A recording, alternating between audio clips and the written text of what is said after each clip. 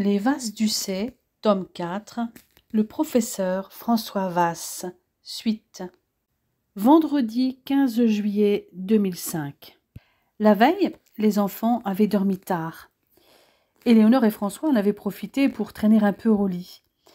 Ils avaient eu le temps de faire leur séance de yoga et de méditation de couple qui les avait ramenés, comme d'habitude, au point de départ, le lit. Complètement détendus, ils avaient ensuite pris leur petit déjeuner en famille et donné le bain aux enfants avant de sortir. Ils avaient jeté leur dévolu sur Riverside Park, dans le quartier de l'Upper West Side, et non loin de la limite avec Harlem, à seulement une vingtaine de minutes de marche de l'appartement de Wilson. Pendant leur balade le long des sentiers sinueux, Éléonore montra à François que le parc proposait aussi un voyage au travers des grandes étapes de la construction des États-Unis. L'Eleanor Roosevelt Monument était le premier monument qu'ils avaient croisé.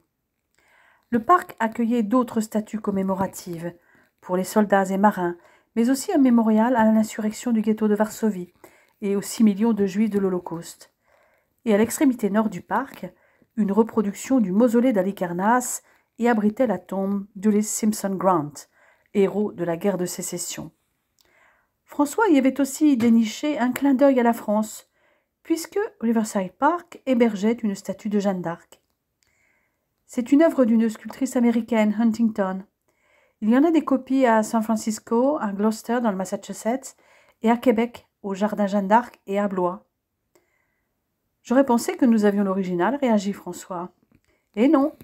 Qui plus est, dans la base en marbre, il y a des pierres de la cellule de Jeanne à Rouen. Waouh! Un petit bout de Rouen à New York? Mais ça ne suffira pas pour que je me sente chez moi, rétorqua-t-il en riant. Oui, mais il y a aussi quelques pierres de la cathédrale de Reims. Plus près de ses convictions écologiques, il eut le plaisir d'y découvrir un jardin communautaire entre la 90e rue et la 91e ouest, et une zone protégée de forêts et de prairies s'étendant entre les 116e et 124e rues, ce qui changeait de la promenade pavée au bord de la rivière, souvent couverte par des circuits à vélo. Le jardin communautaire lui sembla un petit cocon de quiétude et de verdure, à côté du bruit de la grosse pomme. Non seulement les habitants du quartier pouvaient s'y adonner aux joies du jardinage, mais les chalands pouvaient aussi s'y ressourcer, s'y promener ou simplement rêvasser. Ce jour-là, cette oasis verte accueillait une animation éducative sur les plantes aromatiques, ce qui réjouit Éléonore et Lisa. Alexandre, lui, s'intéressa aux insectes. À l'heure du midi, ils déjeunèrent dans un restaurant italien tout proche, de spaghetti alla carbonara et de tiramisu de la casa, des plats que tous les quatre adoraient. Ils reprirent ensuite leur promenade avant de s'installer à côté d'une aire de jeu pour les enfants. François fut surpris de l'impression d'isolement qui régnait dans ce parc.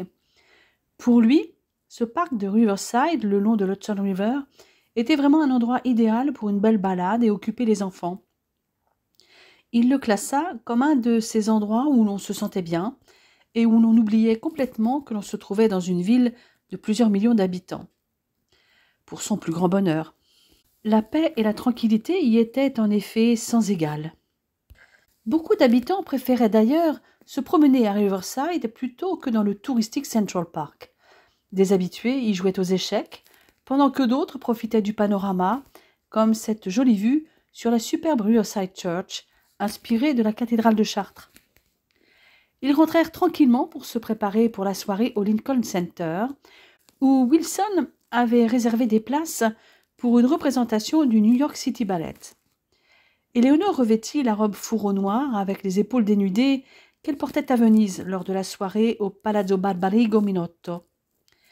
Comme ce jour-là, son chignon banane était retenu par le peigne d'Ussé avec des émeraudes. Les mêmes pierres ornaient ses oreilles et son cou. Alissa, qui était arrivée pour garder les enfants, ne put s'empêcher de lui exprimer son admiration. « Vous êtes sublime, Éléonore, comme toujours. Vous aussi, François, vous êtes très élégant. » Le jeune homme faillit éclater de rire, mais il se retint. La baby-sitter avait apparemment bien du mal à cacher ses sentiments. « Merci pour ce compliment, Alissa, enchaîna la jeune maman. Les enfants ont eu leur bain? Leur dîner est prêt. Il ne restera plus ensuite que le brossage des dents avant d'aller au lit. Et vous avez toujours l'enregistrement audio de leur histoire préférée. Mais vous pouvez les laisser un peu traîner devant leur dessin animé favori. Elle embrassa Lisa et Alex, suivie par François, qui chahuta un peu avec eux avant de leur faire un câlin. Wilson emmena d'abord ses amis dans un restaurant où il semblait avoir ses habitudes. L'endroit était absolument magnifique. L'architecture en verre mettait en valeur le Lincoln Center tout proche, et le bâtiment était doté d'un toit végétalisé en pente de toute beauté. Ce restaurant servait une cuisine italienne raffinée, et les serveurs étaient aux petits soins. Wilson prétendit qu'il n'avait jamais eu droit à autant d'égards. Il mettait cet empressement sur le compte de la présence d'Éléonore, et c'était sans doute vrai. Le regard brillant du serveur sur la jeune femme ne laissait aucun doute sur ce qu'elle lui inspirait. François en avait fait la remarque à sa femme qui, chaque fois que le serveur remplissait son verre d'eau ou amenait un plat, le remerciait avec son plus beau sourire. Ce qui l'avait étonné, c'est que les serveurs parlaient tous français, alors que la cuisine était italienne. Elle usa donc et abusa de sa langue maternelle, qui ajoutait apparemment à son charme naturel. « Arrête, mon amour, j'ai l'impression que tu vas le faire exploser. J'ai de la peine pour lui. Et moi qui essayais de te rendre jaloux? Je devrais? Tu sais bien que non. » À l'issue du repas, Wilson dit au serveur combien il était satisfait de ce repas qui avait séduit ses amis français, et lui demanda de féliciter le chef. Ce fut fait prestement, puisqu'alors que les convives s'apprêtaient à partir, le chef se présenta en personne. « William m'a fait part de votre satisfaction et je vous en remercie, Mr. Wilson. » Mais en disant cela, il regardait dans la direction d'Éléonore, qui le gratifia de ce sourire qui désarmait les plus coriaces, ce qu'il n'était apparemment pas. Elle prit congé en lui serrant la main avant de se tourner vers le serveur avec ce même sourire. « Merci à vous aussi, William, d'avoir pris autant soin de nous. Nous n'hésiterons pas à revenir lors d'un prochain séjour à New York. » Le serveur devint rouge comme une pivoine en entendant ces paroles et en sentant la main de la jeune femme sur la sienne. Il la suivit longtemps des yeux, incapable de bouger alors qu'elle s'éloignait de sa démarche de danseuse, enlacée par François qui riait sous cape. « Tu as vraiment abusé avec ce pauvre William. Soit il ne se lave plus la main droite pendant une semaine, soit il va s'en servir pour autre chose. Arrête de dire des bêtises et embrasse-moi. Et maintenant, tu veux tester ton pouvoir de séduction sur moi? J'ai besoin de savoir si ça marche sur toi. » Comme si tu ne le savais pas, dit-il en la serrant contre lui. Wilson les rejoignit et ils se rendirent au Lincoln Center pour la représentation du New York City Ballet, sur l'octuor à cordes en mi bémol majeur opus 20 de Mendelssohn, avec le danseur étoile français Benjamin Millepied. Ce ballet avait été créé par Peter Martins l'année précédente. Éléonore était aux anges de découvrir une chorégraphie originale. Quand Wilson lui avait parlé d'un ballet au Lincoln Center, elle s'attendait à un ballet du répertoire classique, comme ceux de Balanchine, qui avait été longtemps le chorégraphe du New York City Ballet. Quant à François, il connaissait cet octuor, mais le voir chorégraphié était inattendu pour lui. Ils rentrèrent vers 22h30, ravis de leur soirée. Alissa était en train de regarder un des livres de Wilson lorsqu'ils entrèrent dans l'appartement. Éléonore reconnut la photo. « Je vois que vous regardez le livre sur Venise. Ça donne envie d'y aller, n'est-ce pas? » « Oui, mais c'est mieux d'y aller avec quelqu'un qu'on aime. C'est tout de même la ville des amoureux. » « C'est avant tout une ville magnifique. J'y suis allée bien avant de rencontrer François. » « Le charme opère quand même. C'est une ville magique. Une de mes préférées avec Rome et Florence. On dirait que cette photo a été prise ce soir. La même robe, les mêmes bijoux. Mais pas le même cadre. Cette photo a été prise dans un palais vénitien du XVIIe siècle. En tout cas, vous êtes sublime. Comment faites-vous pour être toujours aussi élégante? Vous oubliez que je suis française. Ah oui, l'élégance française. Éléonore éclata de rire. Je plaisantais, Alissa. Toutes les Françaises ne sont pas élégantes. Comment je fais? Je n'en sais rien. Peut-être des restes de ma famille aristocrate, allez savoir. Mais je pencherais plutôt pour mon passé de mannequin. Dans ce métier, on apprend à se mettre en valeur. À condition d'être jolie à la base, ce n'est pas mon cas. Mais qu'est-ce qui vous fait dire ça, Alissa? Vous êtes très jolie, et je vous le prouverai. Bon, pas ce soir. Mais je vous propose une séance de relooking avant que nous repartions pour la France. Je vous appellerai pour vous dire quand. Allez, filez pour ne pas rentrer trop tard. » Wilson était déjà parti se coucher. François avait écouté la conversation. Il était toujours admiratif de l'empathie dont faisait preuve l'amour de sa vie, de l'attention qu'elle portait aux autres. Il attendit qu'Alissa soit partie pour la prendre dans ses bras. « Est-ce que ma sublime femme veut bien m'accorder son attention après avoir chauffé un pauvre serveur et porté secours à une jeune fille mal dans sa peau ? Ça y est, je t'ai enfin rendu jaloux ? Oui, tu es contente ? De te voir jouer les séductrices ce soir, j'avoue que ça m'a rendu un peu anxieux. Je t'aime. Tu sais bien que je suis folle de toi, capable de tout pour que tu ne te lasses pas de moi. Tu n'es pas obligé d'aller aussi loin. Je t'ai dans la peau, Éléonore Vasse, et ça n'est pas près de changer, dit-il en la serrant convulsivement contre lui. Je ne désire que toi, et le phénomène se reproduit systématiquement dès que je pense à toi, c'est-à-dire presque tout le temps. Il l'entraîna dans leur chambre, pressé de sentir sa peau contre la sienne. Elle répondit avec ardeur à ses baisers et à ses caresses. Samedi 16 juillet 2005. Ce samedi matin, après avoir déposé les enfants chez les Barnett, François et Éléonore prirent les transports en commun direction Rockaway Beach, devenue leur plage préférée à New York. Comme d'habitude, la jeune femme attirait tous les regards, dans une robe portefeuille rouge à fines bretelles. Mais son mari la tenait étroitement enlacée. À 10h30, ils étaient sur la plage. Ils commencèrent par se baigner, allant le plus loin possible, là où ils avaient pied, prétexte à des baisers profonds et des caresses très intimes, ce qui ajoutait à leur excitation. Ils firent l'amour sans se faire repérer, même si le lifeguard qui avait flashé sur la jolie blonde eut de forts doutes. Il avait déjà vu ce couple qui avait laissé leurs enfants à la baby-sitter pour aller faire du stand-up paddle pendant 1 heure ou 2. Il avait discuté avec les instructeurs pour en savoir plus. Il avait appris qu'ils étaient français et très amoureux. Olivia et Ben lui avaient rapporté leurs derniers échanges, lors desquels les deux Français, et surtout la magnifique blonde, avaient abordé librement la sexualité de leurs compatriotes en général. Elle était vraiment sexy. Tout en surveillant la plage, il les observait. Et voilà qu'ils s'étaient lancés dans des portées acrobatiques. Finalement, ils étaient allés prendre une douche et étaient venus s'installer à une dizaine de mètres de lui. Ils engagèrent la conversation avec leurs voisins, des touristes également, de Polynésie française. Ces touristes étaient des musiciens originaires des îles sous le vent, venus passer des vacances en famille. De fil en aiguille, il fut question de danse. Quand Éléonore leur parla de son expérience de la danse tahitienne, ils la mirent au défi. Mais cette fois, elle n'était pas seule à danser.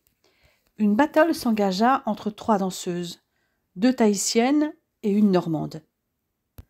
Les Américains et les touristes eurent droit à une session spéciale du Heiva qui avait lieu justement en juillet.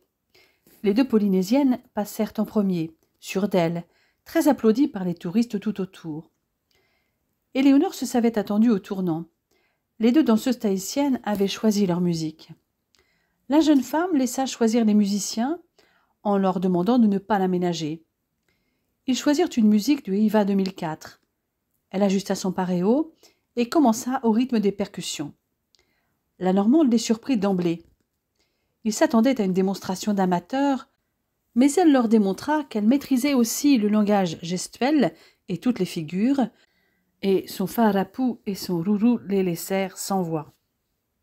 Il fallut délibérer pour décider qui seraient les 2 finalistes.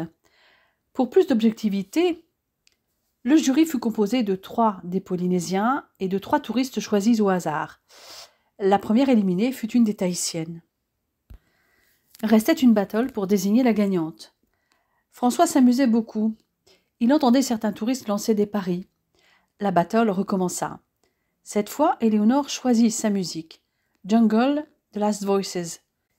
Elle avait fait le choix de l'originalité. Sa technique et son sens de la chorégraphie firent le reste. Elle sortit victorieuse de cette battle pacifique. Comme gagnante, elle dut danser une dernière fois. Et cette fois, elle choisit une musique sur un rythme samba, appelé pare en tahitien, Takoto. Elle dansa seule en partie et vint chercher François pour terminer avec lui sa chorégraphie sur une série de pas de base de la samba et deux portées. Les Tahitiennes s'avérèrent bonnes perdantes et vinrent féliciter le couple pour cette dernière prestation. Il était l'heure du repas. Chacun repartit de son côté.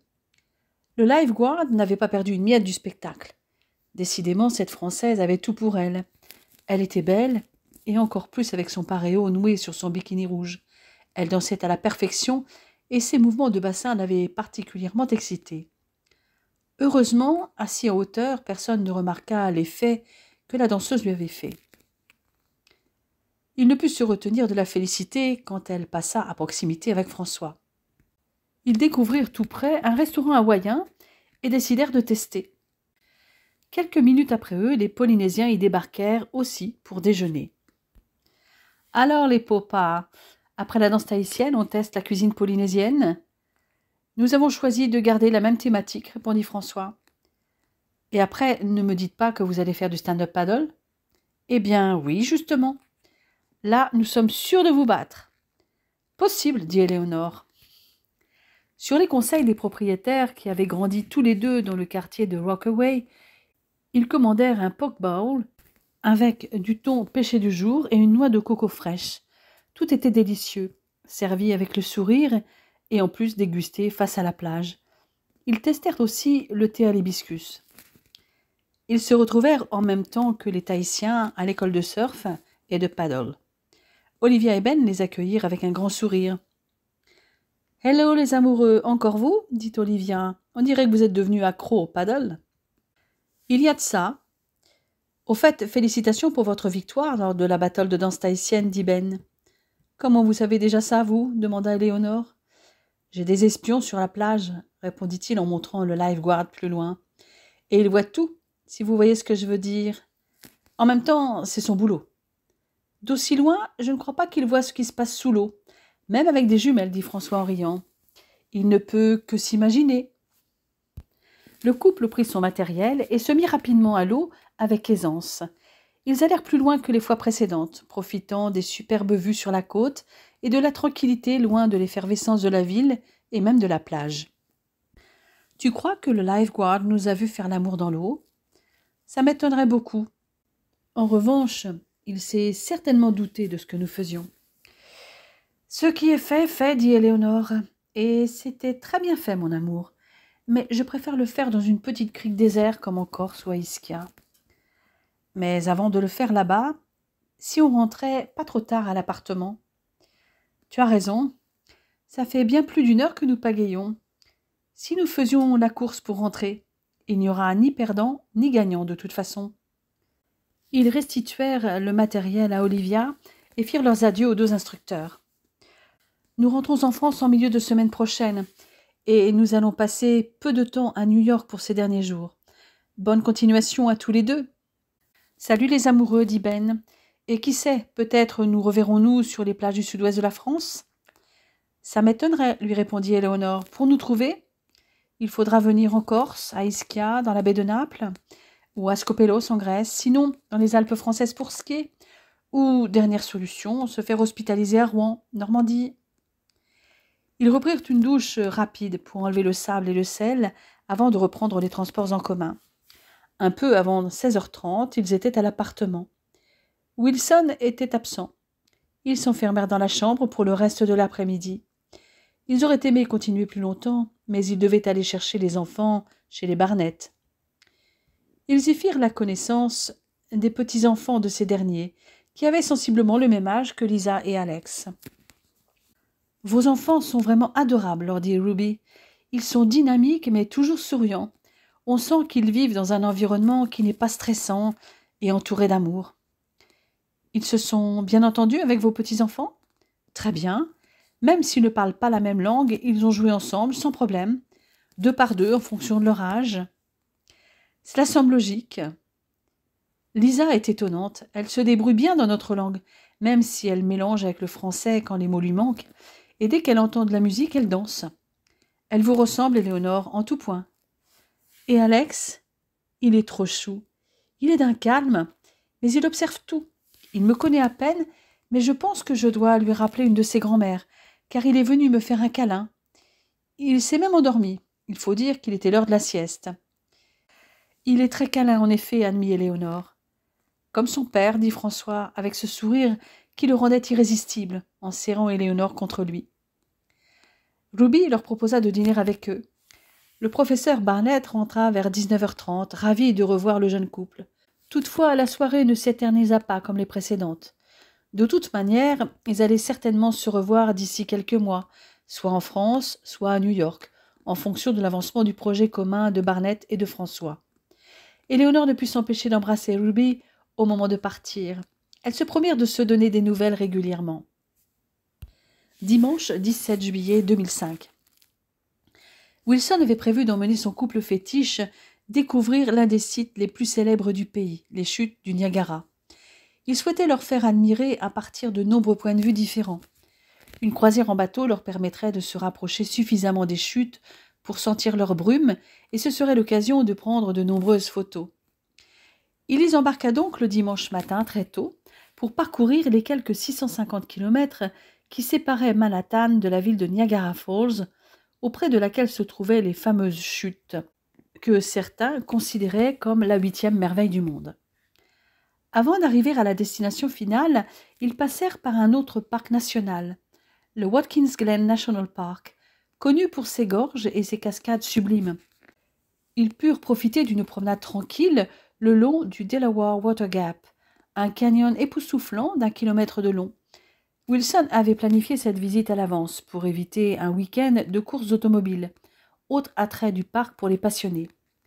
Le rythme de cette visite fut très tranquille, ce qui convenait à Éléonore et François, car le site n'était qu'à 2 heures de New York, et les enfants, qu'ils avaient emmenés en pyjama, venaient de se réveiller. Il avait fallu leur donner leur petit déjeuner et les habiller avant de commencer. Leurs parents, eux, étaient déjà en tenue de randonnée.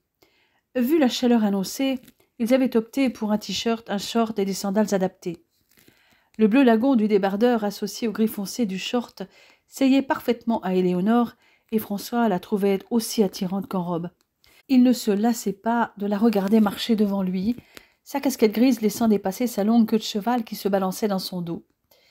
Il y avait encore peu de touristes à cette heure matinale, mais ceux qui étaient présents faisaient de nombreuses haltes pour prendre des photos, et les parties étroites du sentier provoquaient des ralentissements.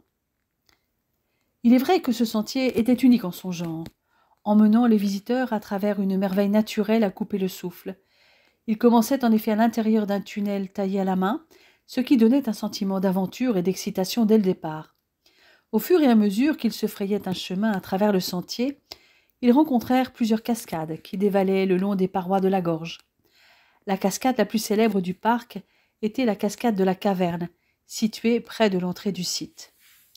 Un tunnel en spirale les emmena dans un escalier étroit jusqu'à un niveau supérieur de la gorge. Les escaliers étaient encastrés dans le mur de la gorge et leur offraient une vue plongeante sur le sentier et le paysage environnant. Un autre point fort était le Rainbow Falls, qui porte bien son nom pour l'arc-en-ciel qui se formait lorsque le soleil brillait sur la brume créée par les chutes. Ils marchèrent derrière les chutes et sentirent la brume fraîche sur leur visage. Wilson se régala pour les photos. Plusieurs autres sentiers étaient accessibles, comme le sentier indien, alternative moins fatigante que le sentier qu'ils avaient pris et qui offrait une promenade pittoresque à travers la forêt, ou encore le sentier South Rim, qui offrait une vue imprenable sur la gorge d'en haut. Mais ils se contentèrent d'explorer un seul sentier. Wilson leur avait raconté l'histoire fascinante de ce parc d'État de Watkins Glen, véritable joyau de la région des Finger Lakes, de ses origines en tant que site industriel à sa transformation en une destination touristique. Ils repartirent de ce site vers 9 heures du matin. Les enfants se rendormirent dès que la voiture roula. Ils firent une halte à Elmira, une petite ville du comté de Chemung, pour déjeuner. Wilson leur expliqua que cette ville avait été tristement célèbre pendant la guerre de sécession à cause d'un camp de prisonniers qui était un véritable camp de la mort. Plus d'un 5e des détenus y étaient morts de froid, de faim et de mauvais traitements infligés par les nordistes. Près de 3000 prisonniers sudistes y étaient morts. Le restaurant typiquement américain dans lequel ils s'arrêtèrent servait d'excellents burgers et des salades, ce qui convenait mieux à Éléonore. La serveuse, charmée par cette petite famille, fut aux petits soins. Tout était fait dans cet établissement pour plaire aux enfants, qui eurent le droit à des Sundays plus fournis que les autres clients. En sortant du restaurant, il leur restait encore 3 heures de route. Vers 16 heures, ils arrivèrent à Niagara Falls State Park, un parc situé sur la rive américaine qui offrait une vue imprenable sur les chutes. Wilson les emmena sur Goat Island, une île inhabitée sur la rivière Niagara, séparant 2 des lacs d'Amérique du Nord, le lac Ontario et le lac Erie, et au beau milieu des chutes, entre Bridal Veil Falls, la chute du voile de la mariée, et Horseshoe Falls, la chute du fer à cheval. L'attrait de l'île consistait en la grotte des vents, The Cave of the Winds, une série de plateformes reliées par des escaliers qui leur permit de se rendre pratiquement à l'intérieur de la chute américaine. Éléonore prévoyante avait prévu des ponchos de randonnée imperméables, ce qui leur évita de ressortir complètement trempés. Il était temps pour eux de se diriger vers leur hôtel de l'autre côté de la frontière, à Niagara Falls. Ils traversèrent donc le Rainbow Bridge, qui marquait la frontière entre les États-Unis et le Canada, et passèrent la douane sans problème, tous leurs papiers étaient en règle. Les contrôles leur demandèrent tout de même une demi-heure. La ville de Niagara Falls ressemblait plutôt à un petit Las Vegas, avec beaucoup de casinos et de boutiques typiquement américaines partout. Ce n'était pas ce qui les intéressait le plus. Wilson avait réservé dans un hôtel avec piscine, à quelques minutes des chutes du fer à cheval. Le couple disposait d'une suite avec 2 lits doubles qui donnaient du côté des chutes. Le temps de prendre une bonne douche, de donner leur bain aux enfants et de se changer, il était l'heure de dîner. Éléonore avait remis sa robe de cocktail marine qui datait de son mariage à Ischia et qu'elle avait aussi portée à Venise. Cette fois, elle portait cette robe convertible d'une manière différente, avec une encolure américaine en ayant croisé les bretelles dans le dos, alors qu'elle l'avait déjà portée en version asymétrique et dos nu. François, quant à lui, avait revêtu un costume gris clair. Wilson leur avait réservé une surprise. Le restaurant où ils allaient dîner, un restaurant gastronomique situé dans la tour Skylon, avait une vue panoramique sur les chutes et avait la particularité d'être tournant. La rotation complète durait environ 1 heure et leur permit d'avoir une vue changeante sur le panorama alentour. Le repas était excellent, mais surtout ils eurent droit à une vue imprenable des chutes lors du coucher de soleil et au spectacle sur les cascades illuminant la zone de toutes les couleurs chaque soir. Quand ils rentrèrent, les enfants ne demandèrent pas mieux que d'aller au lit. Ils avaient quand même tenu jusqu'à 23 heures. Leurs parents, eux aussi, avaient bien besoin de dormir, et ils remirent leurs câlins habituels au lendemain matin. Néanmoins, avant de se coucher, depuis leur suite, ils admirèrent encore les chutes éclairées par les lumières multicolores. Lundi 18 juillet 2005. François se réveilla à 7 heures du matin. Éléonore dormait encore. Elle lui tournait le dos. Une de ses mains caressa l'épaule de la jeune femme, puis suivit du bout des doigts la ligne de son bras, avant d'en effleurer l'intérieur, en remontant vers l'aisselle, pour ensuite redescendre vers le creux de la taille, puis ses hanches. Le simple fait de voir son corps avait déclenché son désir, et la toucher l'accrut encore. Il se rapprocha d'elle, laissa sa main caresser une cuisse et remonter vers les fesses. Elle frissonna au contact de cette main qu'elle saisit pour la guider vers son pubis.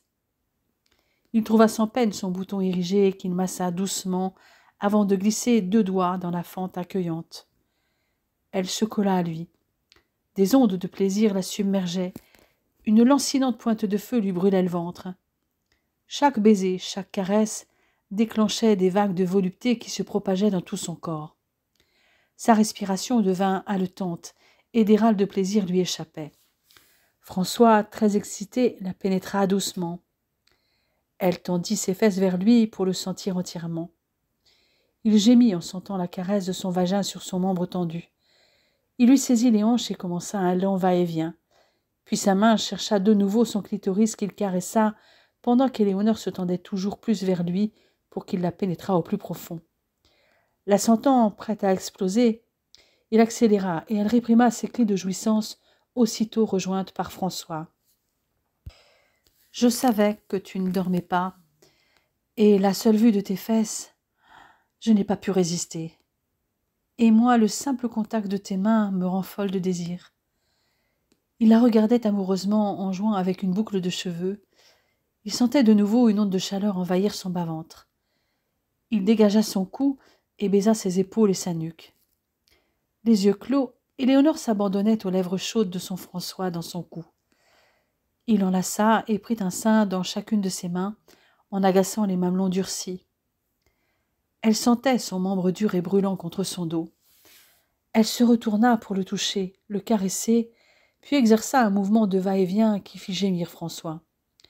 Lorsque la bouche d'Éléonore s'empara de sa verge, il fut inondé de vagues de plaisir et ferma les yeux, s'abandonnant à la caresse. Il entr'ouvrit les paupières et passa sa main dans les cheveux de sa femme.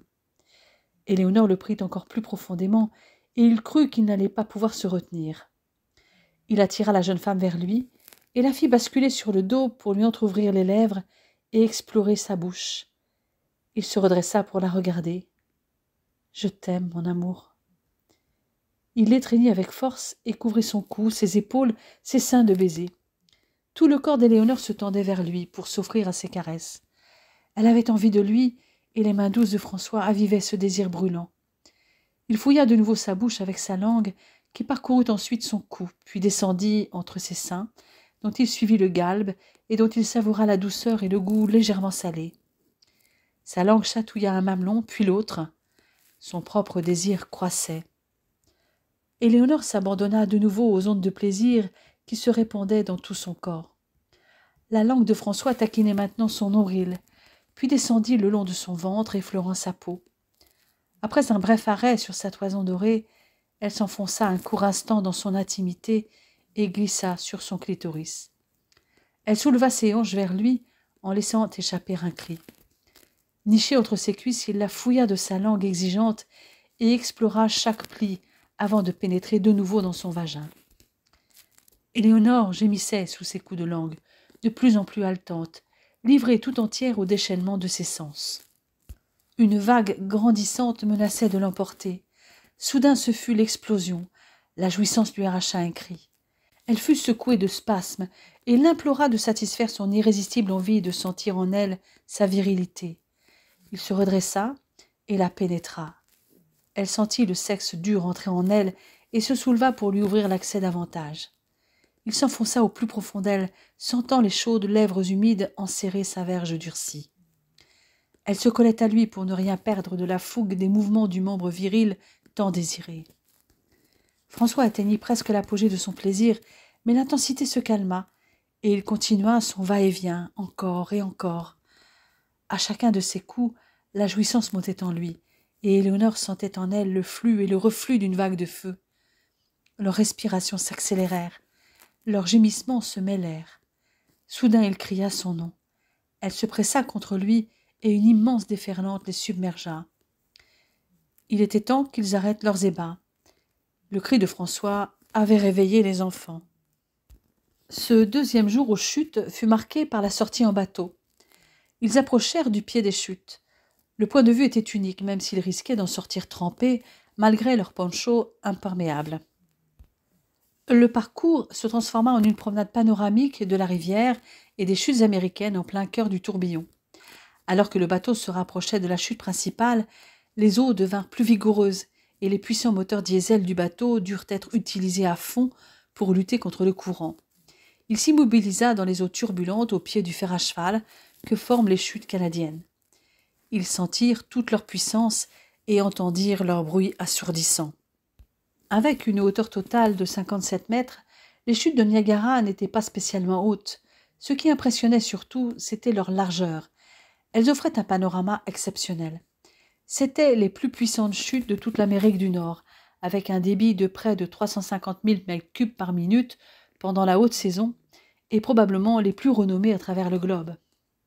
Au White Walker Walk, un ascenseur les amena à 70 mètres au fond de la gorge du Niagara. Ils purent ensuite accéder à une passerelle de bois qui longeait les rapides, où le torrent, large et puissant, se déchaînait dans l'étroit chenal.